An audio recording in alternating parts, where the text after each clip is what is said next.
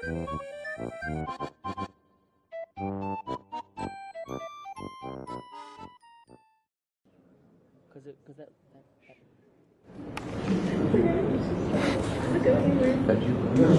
a photo.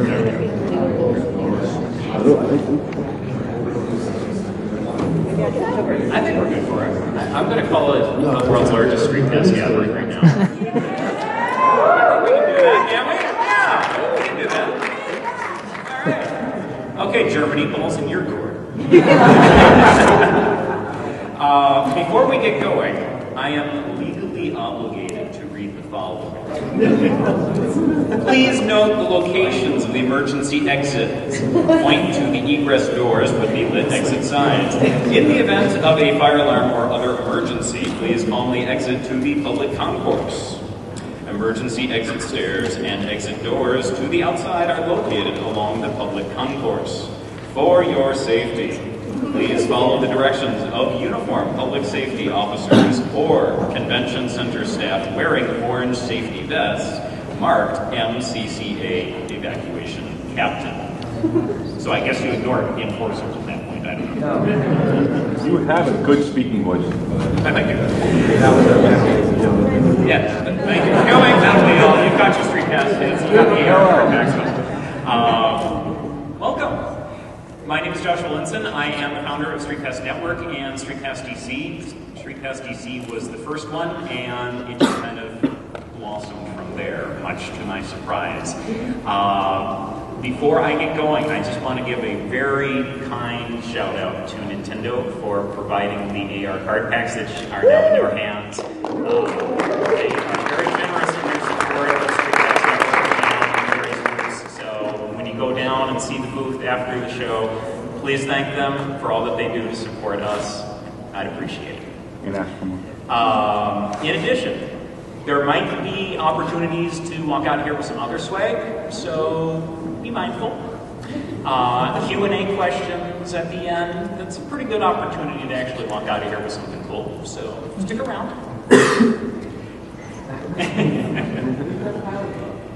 So, the story of StreetPass Network.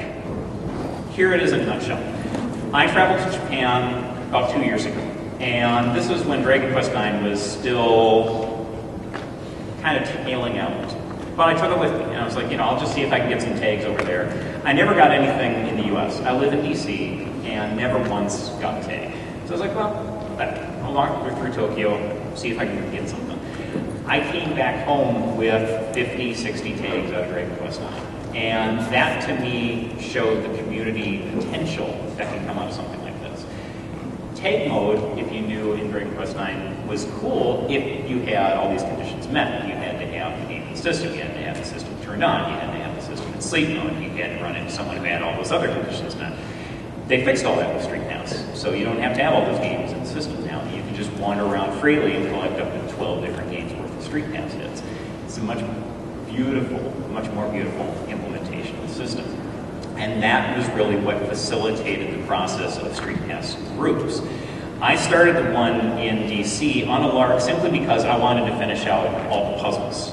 That's it. I thought, well, maybe my friends can meet up at the Washington Monument. I'm like, hey, it can be a thing. Okay. I thought, well, maybe it's a little bit cooler than just a little thing for us. So I told Kotaku about it. And it kind of blew up overnight. I went to bed that night, there was StreetPass DC. I woke up the next morning, there was StreetPass Seattle, there was StreetPass San Diego, there was StreetPass everywhere. There were 12 groups that materialized overnight in addition. At that point, I thought we might have a little something on our hands.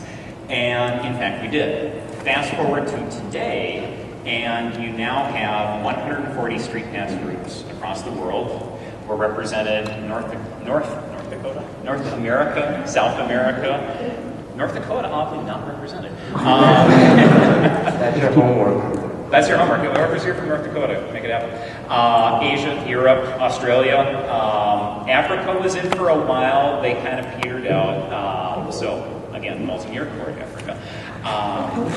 And we've got, at last count, 17,361 members. So this is the community that you're a part of when you go to StreetPass gatherings. This is the family that has been brought together by everything that Nintendo has done, and you've helped perpetuate. So thank you. You got Maine? Fine. Who's from Maine? Yes, thank you for coming. Someone else wrote for me, no? I need to walk past you later. That's it in a nutshell. To go deeper into the whole phenomenon, we've got a great panel line up here today. I'm just going to start down with Jools, and I'm going to ask everyone to introduce yourselves and just give me a few sentences about yourself and why you're here. We did not rehearse that part. Now we're going to see how good of a public speaker you are. It's working. Hello. That was way too loud. Jools Watsham. I'm the founder, co-founder, and director at Renegade Kid. And our latest game is Mutant Much. You can get for $9 in the eShop. Go and buy it right now. Yeah.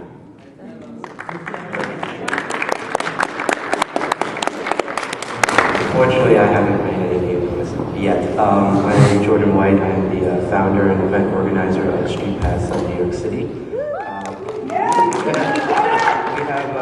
have as heard over I think 800 members. I think we are now we're the largest group in America, or at least the second largest.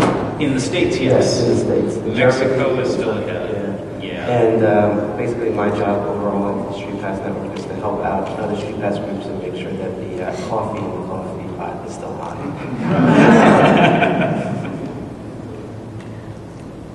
Okay, here's me. My chicken. My wife's chicken. Does he have a 3DS too? My name is Dan O'Leary, and I am one of the founders and president and CEO of InSpace. We're in Orlando, and we've been making games on Nintendo platforms for many years, and currently talking a lot about Heroes of Ruin, which is our next big release, one of our most ambitious to date, and it's chock full of 3DS specialty features, including great support for the StreetPass network, StreetPass, Spot Pass, everything. And I'll talk for Charles Stuard, who doesn't have a slide because he's late. Charles works for me, and he's a designer at InSpace and was one of the principal designers on Heroes of Ruin, so he'll be addressing all of the specific questions that you have, if any, about Heroes. So basically what we're going to do is guided discussion up here for about half an hour.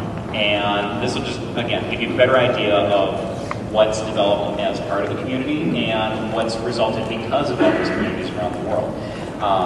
Then we're going to go to your questions, and again, the opportunity for you to walk out of here with more than you walked in with. So, to start, Jordan, just give me a lowdown on what is it that goes into running a StreetPass group for people who just come and enjoy the events but don't know what happens behind the scenes. What goes into it? Well, I also have to keep in mind that New York is also a little bit of its own animal, so I have to basically try to break down to its core essence of what exactly goes into running these groups. And the short answer is, and this is going to sound really cryptic, a lot goes into it, yet very little. And what I basically mean is that it's there's very simple things that people can do to start up their own groups. I myself basically started out with simply a Facebook page and a Twitter. And with a lot of the groups, those are the key ways to start up because you want to get to the social groups out there. So that's one way to get out there. Just simply create a Facebook page and a Twitter. And the second big thing is to look around your area and find your landmarks both in the area as well as in gaming. And because it doesn't have to be like a gaming spot. Like if you want me to have a game spot, that's fine. Our first meeting, for example, was at Union Square, which while maybe it has a few things around it like GameStop and stuff, it's just a huge landmark in New York City that everybody knows. So to really utilize your space, and then once you have locations where you want to meet and a social site where people can link up and talk, you just simply have to really get the word out. There's awesome, you can write press releases, send them to Kotaku. A good resource for press releases is a website called prlog.org, which is a really good tutorial and method to create press releases. And yeah, it reminds me of a quote from George Romero, who makes the Living Dead movies of he's like, if you build because you know, he was doing indie films when he started out, and it's like, if you build a bigger mousetrap, you know, they will come, but how will they know that the big mousetrap exists if you don't tell anyone about it? So like, I guess as a summary, the big three keys is to make a good social site, Twitter, Facebook, send emails and get the word out, and get a location, meet up and see who shows up, and meet some very interesting people. And that seems to be how a lot of groups start, is, you know, Right. Facebook was where they all started to begin with, and then they branched out into embracing Twitter, Google Plus, all of those. And I mean, without those tools, I don't know if this kind of setup could even exist, really. Right, yeah, it's existing social tools, which I find interesting of how, like, that, you know, StreetPass in of itself is a social tool. You know, because basically, as I describe StreetPass, is the Twitter and the Facebook that you can't see. So you go around and you pass people and you like find out new things about your area and like weird people. I had no idea that there was someone who in the District of Columbia that was in a small town, right? Dan, I know that you were doing StreetPass for Orlando. Yeah. And what were some of the comparisons there? I mean, your experience already being plugged into the gaming community so fiercely there, how were you able to draw on that as you were going about it? Well, really, we saw StreetPass Orlando. I think, like most of the people that started these groups, was fairly self-serving initially because you wanted to, you know, find a way to meet more people to get the StreetPass early. So it wasn't so much about the people, but then you were there, and it's like, oh, you know, these cool people, they have common interests, you know, bring in the 3DS, and we had a good time at the events. And so InSpace has been, you know, may seem like a developer that's been around as long as InSpace would be really tightly connected to the fans in the area. That's really not the case. You know, we work a lot, and we haven't done a lot of public events. And I wasn't really doing it as an InSpace event, but it was a way for people from InSpace to connect with the fans in the Orlando area, or people that maybe weren't fans because they didn't know about our products. But you know, by meeting them and talking to them, it was just a way to connect between developers with the community, and also between developers, because we did some of our events at Fullscale. We did some of our events, you know, some people from EA came out. So it's provided a lot of connectivity in the gaming community, both professional and non-professional. What kind of reward? I mean, he got a lot out of StreetPass Orlando, even from a business sense. I mean, Jordan, what are some of the rewards that you see people who come out to NYC events get? I mean, aside from, you know, the StreetPass day that they go home with. I mean, what? Oh, that's the crazy part, honestly. You know, very similar to you when I started up our group. My whole thing was I just wanted to meet other people who have Nintendo 3DS in the area. You know, I just wanted to see like who owned them, what game, can we play Street Fighter together, who owned what dogs and stuff like that.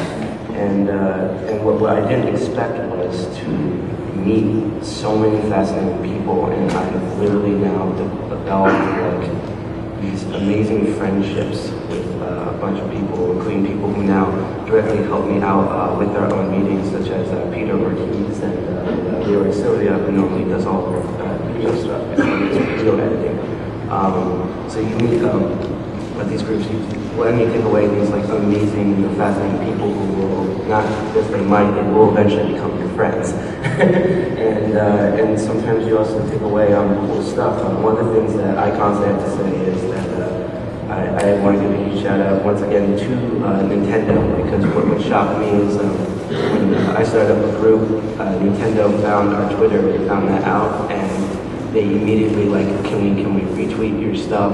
Do you want extra things to hand out just as an incentive to people? Like they came over, this huge $87 billion corporation. How can we help you?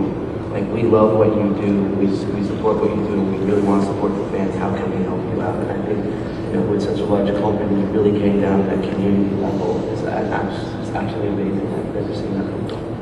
And to be honest, when I talk to them, they're shocked of how amazing StreetPass is as we are. Yeah, I don't think anyone really expected it to go to this level, because it's been a long time since gamers have come together in that sense. I mean, sure, you can play together on PlayStation Network and Xbox Live, things like that, but I mean, you're still in your different locations. You're not together like you used to be, like in arcades. And I mean, it almost begs the question, and I'll ask Dan, I mean, is StreetPass and the StreetPass groups, is it becoming like the modern arcade? Well, I think that in the sense that the arcades used to provide a place for people, for gamers to kind of congregate, and they were there to play games, but you know, as a side benefit, you met people that had again, similar interests and so forth. I think that the StreetPass phenomenon kind of goes beyond that, and that it's more about the connections. It's kind of the inverse. It's about the connections. It forces gamers who are often inherently a little bit antisocial to connect, if only by passing close enough to one another. And sometimes that's all the social interaction any of us want. But you know, then we can talk comfortably via 16 character messages and keep everyone at arm's distance. But you know, I think there's probably a lot of people in this audience who never really went to a real old school arcade because they simply weren't old enough. But when I was a kid going to the arcades, you know, they were always packed with people because the games were, it was the best place to get the latest technology and really enjoy things. And so I think the connectivity that StreetPass offers is a good part of what that was and kind of better in some ways. I was going to say, I think one thing as usual with Nintendo is they made it fun. You know, it's not just the fact that the service exists and it functions. It's you see that little light, which I'm getting like loads of timetable, which is awesome. And it's like, it's exciting, you know, you see that come on, you go check it out, and it's just how deep they went with the presentation. It's fun, it's cute, and it's tangible, you get stuff out of it. So again, you know, as usual, Nintendo just implements it in such a great way. You know, it becomes more than just a technical feature. It goes beyond the extra mile. Expand sort of what Jools and StreetPass said. One of the crazy comments I kept getting when setting up StreetPass NYC was all these awesome Nintendo fans coming up to me and basically, you know, thanking me and thanking the people who helped out with those meetings for the fact that the meetings exist. And it really confused me for a while of why was I getting comments like that? And someone, I think at the Ocarina of Time 3D launch, explained to me that what's done is that us Nintendo fans, at least in New York City, we often see each other at conventions, and we see each other at launch parties, and we see like cosplayers, like there's a woman who now we know as Daedra who dresses up in this Zero Samus suit, but many people didn't know her name or who she was, or she even lived in New York. And what ended up happening is through StreetPass and through these groups and us actually getting together and talking on a regular basis, the entire Nintendo community in New York, which has been fragmented everywhere, basically unified. And it's now in constant communication with each other. So like everyone has made like all these like amazing friends, and like we look forward to stuff. And you know, some people have charity stuff they want to do, and they have their own location that they're like, oh, I can provide that as a venue, and so they really get involved. And it's just amazing to see the Nintendo community, like I guess even in general was there, but it was fragmented, like no one really knew each other. Now we're directly communicating as like one voice, and that's been absolutely phenomenal to see. And there are games that are really starting to take advantage of that community building function. I mean, you know, Mario Kart 7, it's almost used specifically. You're on Rainbow Road, and you get hit by a star, and then a bullet bill knocks you forward, and then that blue shell. Yes. Story of my life. and there are other games that are going to really take advantage of that community that's come to pass. I mean, Heroes of Ruin specifically is really going to embrace StreetPass in a way that we haven't seen a game yet embrace StreetPass. So, Charles, one of the questions I want to ask you is, I mean, what led to that decision to incorporate it so robustly into the game, and just give us a lowdown for those who still don't know what is it going to entail? Okay, well, Heroes of Ruin, for anybody that doesn't know, is sort of a action-adventure RPG with a huge focus on multiplayer, and that extends into StreetPass as well. And we have a thing called the Trainers Network, which basically allows you that any item you sell in the game gets distributed out to anybody you StreetPass with, and they can then go into their vendors and buy that item. So we have somewhere around the realm of 80,000 items in our game. So you really need this sort of capability so you can now always get the item that you want rather than being sort of at the whim of random. And basically, the reason we came up with sort of that thing at the time that we concepted this idea that was sort of a cooperative element to it. So basically, when you sell these items, or when you're not really selling them, but when you distribute these items to the rest of the space, it's kind of like helping those characters out. It's sort of bringing you together to help each other. They found items that their character can't use, and they're giving it to you, and you found items that you can't use, and you're giving it to them. So it sort of builds that community and brings people together to communicate on a sort of helpful nature rather than all the competitive StreetPass ideas we've seen in the past. There's a lot of other features in Heroes that kind of carry that on, like the friendship meters and things like that we've done. But from the beginning, Heroes was imagined as a very ambitious title to try and push all of the bells and whistles that the 3DS has to offer. So I think the team's done a really great job of that. I'll check it on the floor today if you like.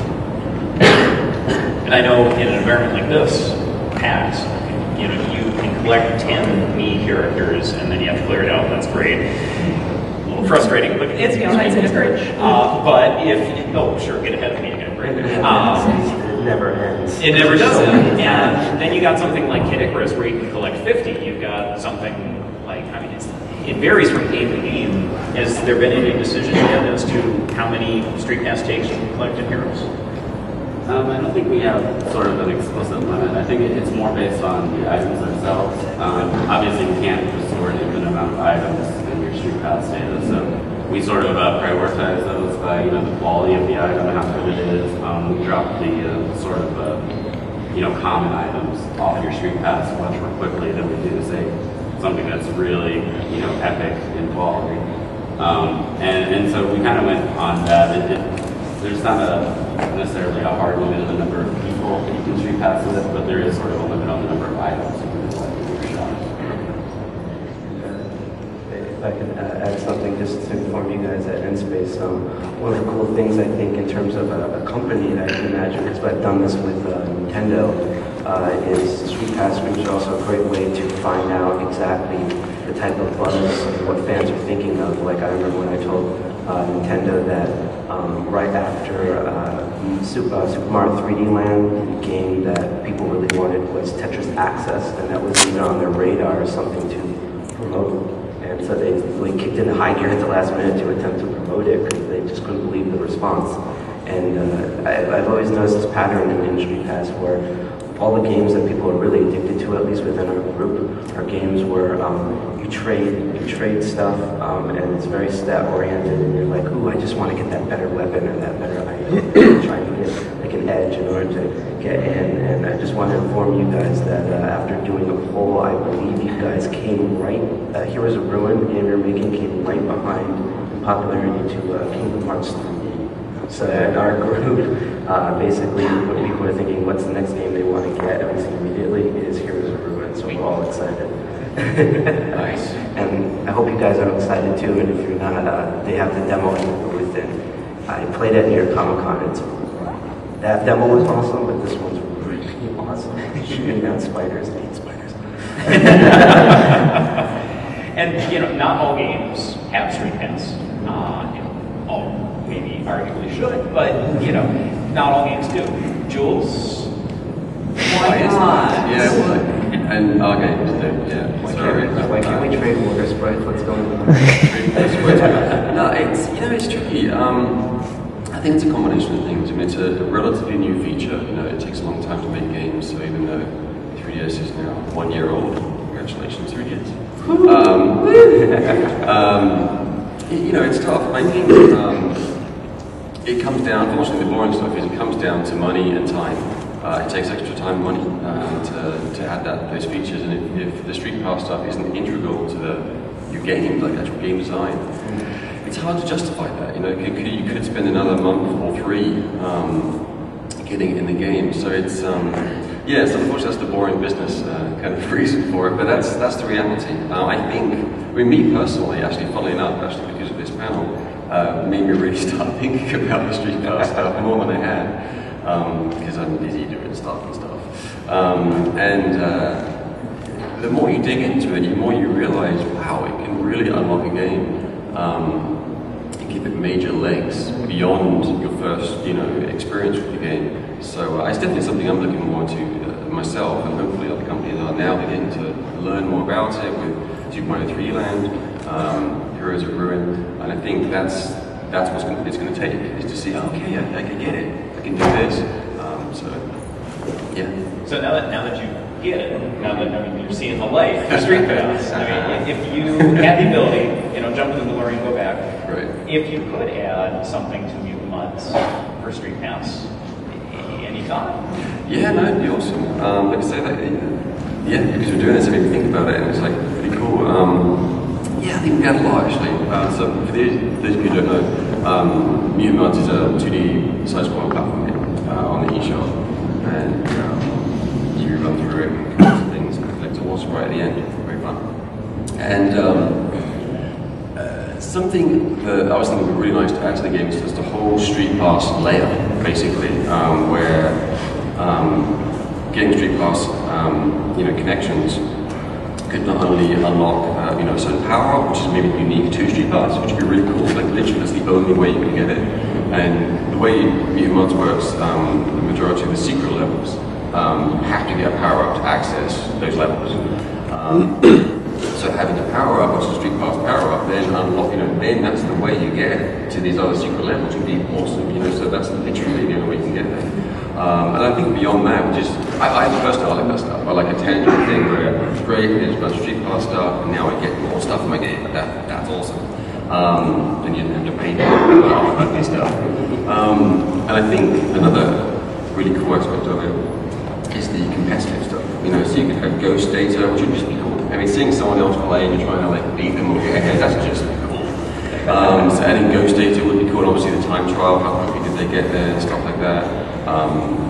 So all of that stuff I think would be awesome. So I literally been thinking about this recently. I'm like, maybe we should do that for another one, maybe. I was going to say that's an awful lot of fun for a game that is now out the door. So right, no, it would be for a different one. Yes, we couldn't post. We couldn't go back and add it to the old one. We could do a new one. Yes. You could do that. Yes. Not with me, Jools. You could do a new one. Yep. That's how it This needs everyone in the audience to go out and buy it. Come on, listen to yoga. Please, come on. From a programming perspective, Charles, how does StreetPass compare to the other aspects of coding for the 3DS? Is it a little bit easier? Is it a little bit more of a challenge? Well, I'd say overall it's a fairly easy feature to implement just on the base level. Nintendo has a really great API for that. It's really sort of coming to terms with sort of the limitations of what it can and can't do. And also conceptualizing something that's worth doing in the first place. Like, sure, it'd be great if every single game had StreetPass, but if none of those concepts are really something you want to do, it really just at that point becomes sort of like spam, right? So it's really important to get that conceptual phase down, and that takes, I'd say, a lot more work than you might expect, to just come up with something that not only is a great idea to encourage people to play your game more, but also is something that can fit within the restraints of what it can do, which, they have some size limitations on the data you can transfer back and forth and things of that nature. So I think that when it comes down to it, really thinking about it more than just sort of a back-of-the-box check mark, right, is important. It's something you actually have to invest time into.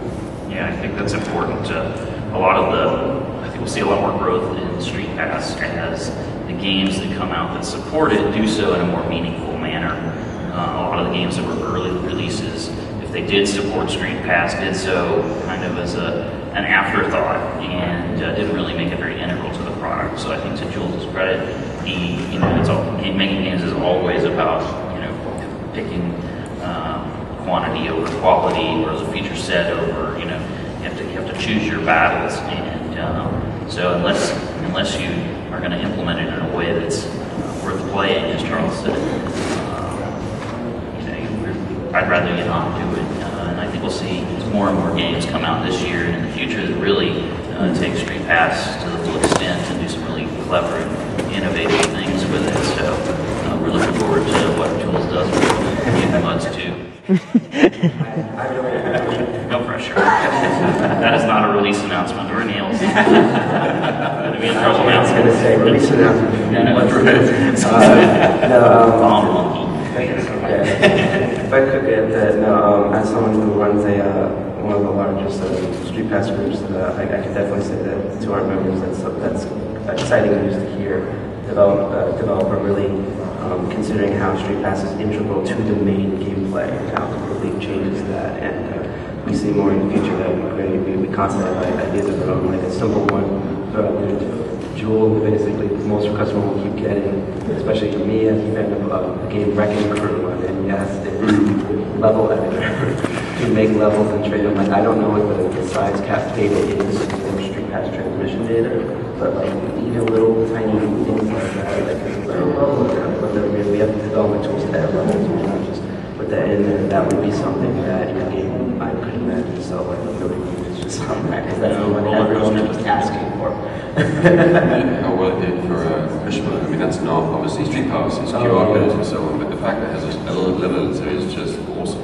And then again, it unlocks as you go. You start off, you've got this tiny little area you can make them within, you've got certain pieces you can use, and as you get further in the game, it gets bigger and more. It's just, And I mean, what you're talking about, I mean, it shows that you don't necessarily need to have StreetPass in a game for a game to be a good fit. To be social, exactly, yeah, right. You know, you've got a solid game like Pushmo, you've got a game with great multiplayer like Star Fox 64 3D, and you know, those are very frequently brought out games at in-house. Right. And I actually think that maybe the full advancement that the golden fleece of 3DS games will be something that combines, like, what I imagine all three, which is StreetPass, scanning stuff with the camera, and probably augmented reality. I think a game like that would probably be a real, like, awesome showpiece for what kind of 3DS is. We've had some few close ones, like, you know, the Kidverse Uprising, which everyone's addicted to, things like that, but, you know, I would like to, you know, the evolution of where this could go and how each of these features, StreetPass, AR and stuff, enhances each other in the overall game is very interesting to see in the dynamic. I love the level stuff on Super Mario 3 and, you know, the little secret blocks, and if you met someone with a certain hair color or whatever, not exactly how sure it works, but whatever, then you unlock a level that you can get into and get more upgrades. It's just awesome. It's just so much fun. And Dan, you said level editor for Roller Coaster Tycoon 3D is essentially, you know, the game based on Roll Letter, and we do StreetPass track layouts. Awesome. I can't wait to tell everyone. You know, everyone here now knows, but I can't wait to tell them. Well, and all their Twitter followers now know. Oh, yeah, so, totally. Yeah. What's the hashtag for as we kind of transition over real quick, I just wanted Jordan to go back to you. When we talk about groups, and I know that there are groups outside of major metro areas, New York, DC. I mean, you go to, you know, there's a challenge to North Dakota, make it happen. But what is best transferable? What are some of the key learnings that would support those further along? Well, to kind of go on with a weird story, when I started this group, when I started StreetPass NYC, my expectations were depressingly horribly low as I look back on them. My whole thing was just, if I could get 6 people to come out, that would be great, and if I got 12 people, that would be amazingly huge, and I would love it, and it would be fantastic. So I had it wasn't until we did E3, we did an E3 party at Nintendo World Store where we had so many people we lost count. The record was over 140 people showed up to watch E3 and do StreetPass hits. That I realized that New York is its own crazy animal, and I have to readjust all of my figures for things when I do meetups, because zoning is a big issue. In fact, one of the things is when I look at quote-unquote smaller groups such as, you know, like and some of my favorite groups like Philly and there's StreetPass Dubai and things like that. I'm actually, in a weird way, jealous of those groups because they do have a lower output number, but I often feel my favorite meetups were like we had a recent meetup for the 3DS's anniversary, and thank you, by the way. And 20 people kind of just showed up to that, like 10, 20 people, and it was just awesome because I got to talk to everyone and really, you know, get people's names. And have a real discussion going. So just because like you live in a rural area, maybe you have like 4 or 5 people have 3DSs, like that's not a disadvantage, it's a huge advantage because that's, and also that's where community starts. Those people start, they might talk to other people, or 3DSs start getting around. So basically it's like, you're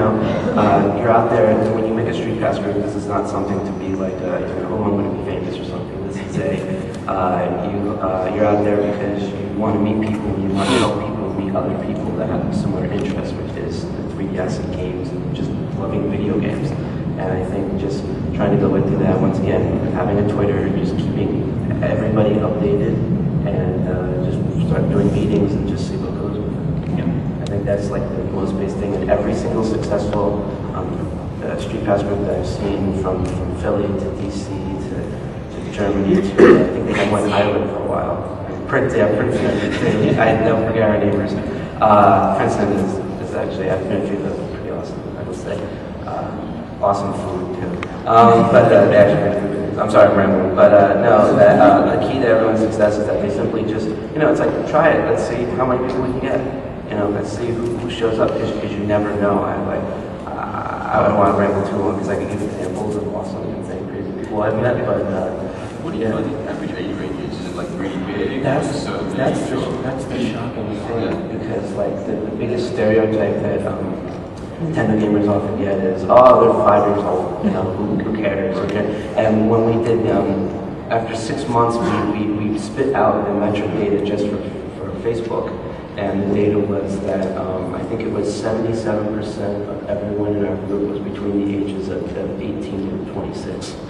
So like the baseline for 3DS is like a teenage to young adult gamer. Like most of the gamers I know, they love Call of Duty and they love the Radio Historia, and they have 3DS. Like that's their like eating red line. Not like there's no casuals. Right, it's more like the Sony players typically, right? They usually have that cool, which might explain audience and cash. Well, the stats that you're talking about, 77% among that age range. Look here. This is representative of what you see, what I see at meetups. It's a good cross section. Yeah, and what's also very interesting is the metric right after that, the second biggest group is that age range we typically expect, which is from like I think it's 5 to 16.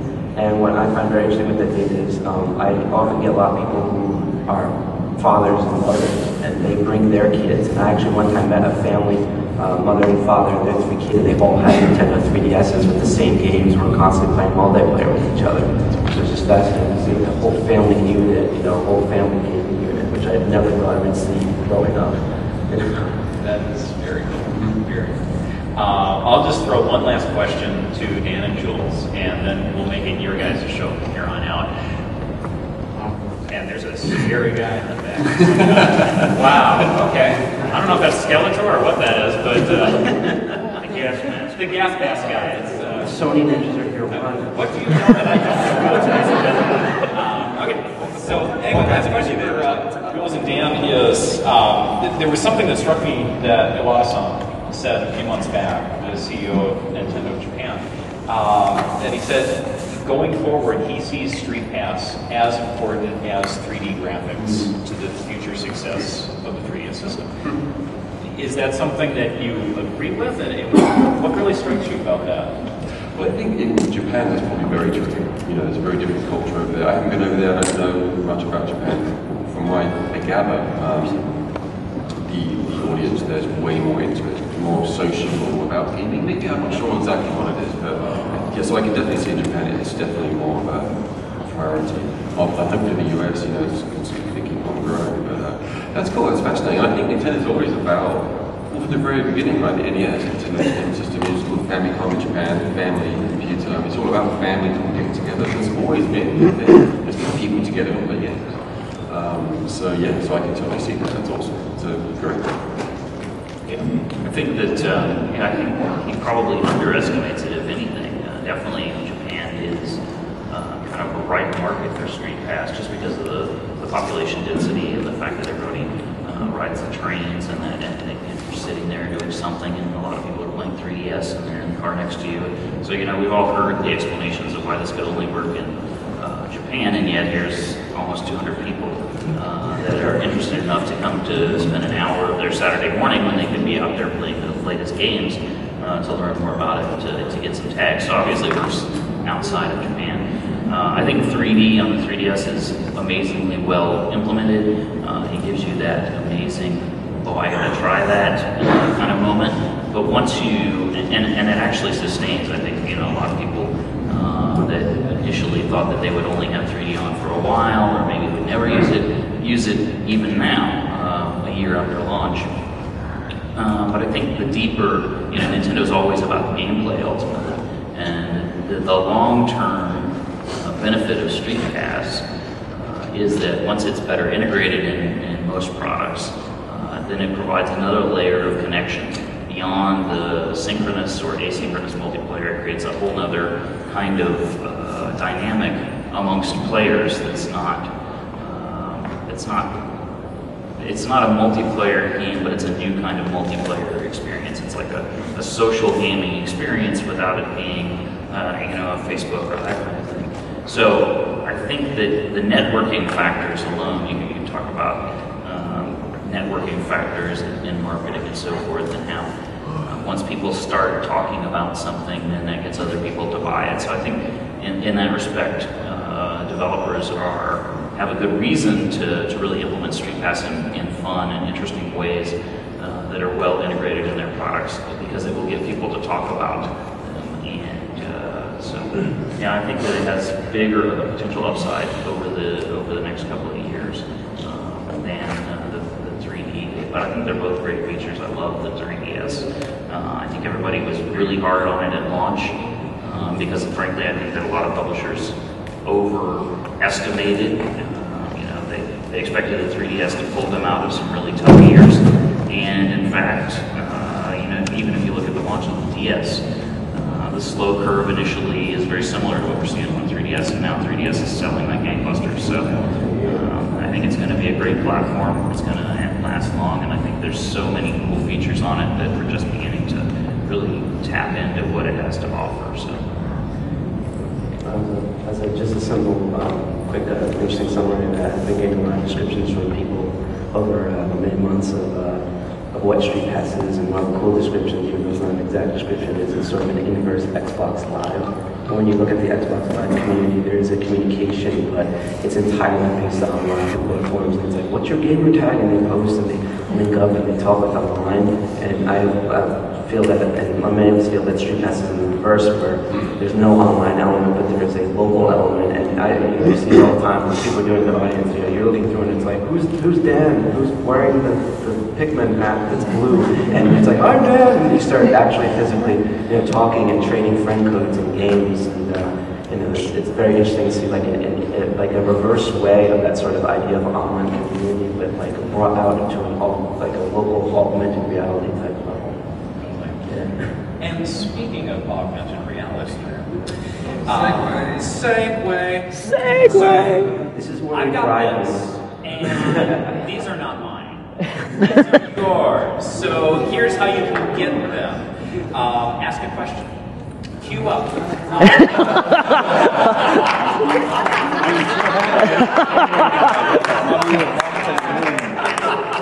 They ask more than one question. If your question is what color is grass, you're not going to get another one of these. But if you have a really legitimately good question, and keep them brief because we got a lot of people lining up. Oh my lord.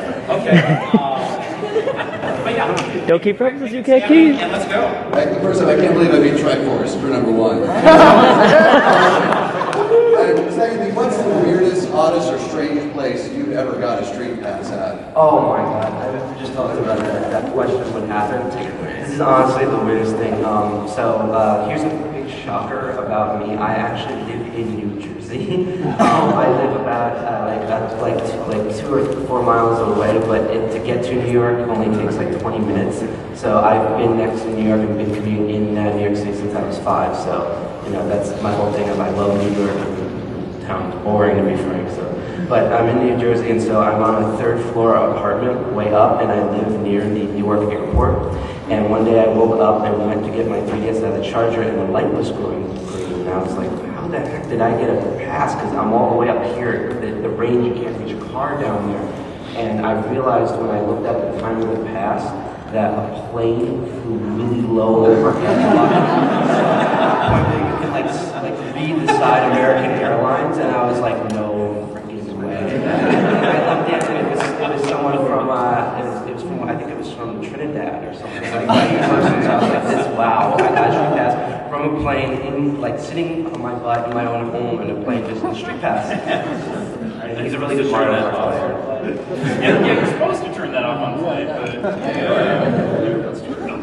All right, I got the first one. So I have 2 statements and then I have 3 questions.